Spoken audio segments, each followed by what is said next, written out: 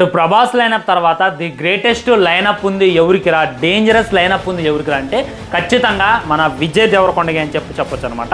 చూసుకున్నట్లయితే మీ అందరికీ తెలుసు రణబలి అనేటటువంటి సినిమా చూస్తుంటాం, అది పీక్లో ఉండబోతుంది అనేటటువంటిది రిలీజ్ చేసినటువంటి టీజర్స్, రిలీజ్ చేసినటువంటి సాంగ్ బట్టి మనకైతే అర్థమైంది. ఆ తర్వాత చూసుకున్నట్లయితే రౌడీ జనార్దన్ అది కూడా పీక్లో ఉంటుంది, బ్లడ్ బాత్ ఉంటుంది, ఒక లుంజా కొడుకు అని చెప్పి డైరెక్ట్గా పచ్చిబూతులు చెప్తాను అనమాట. ఆ తర్వాత ఎవరితరో అనేటటువంటి దానికైతే తెరపడింది.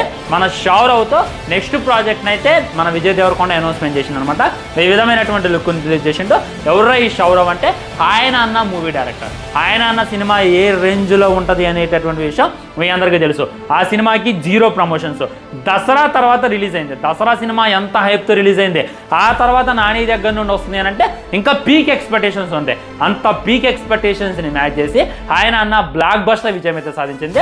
నాని చెప్పిండు దీనికి ఏం ప్రమోషన్ చేయలేదు, జస్ట్ ఆ టాక్ ద్వారా సినిమా హిట్ అయిందని. అదేవిధంగా ఆ డైరెక్టర్తో అయితే మన విజయ్ దేవరకొండ అయితే సినిమా చేయబోతుంది. ఈ విధంగా ఒక లుక్ను అయితే రిలీజ్ చేసిండు. లుక్లో మామూలు లేడు, డాగ్స్ని పట్టుకొని అయ్యేందో చేతికి ఏందో ఉన్నాయి అనమాట. ఇది వేరే లెవెల్ ఉండబోతుంది అనేటటువంటి క్లారిటీగా అర్థమవుతుంది.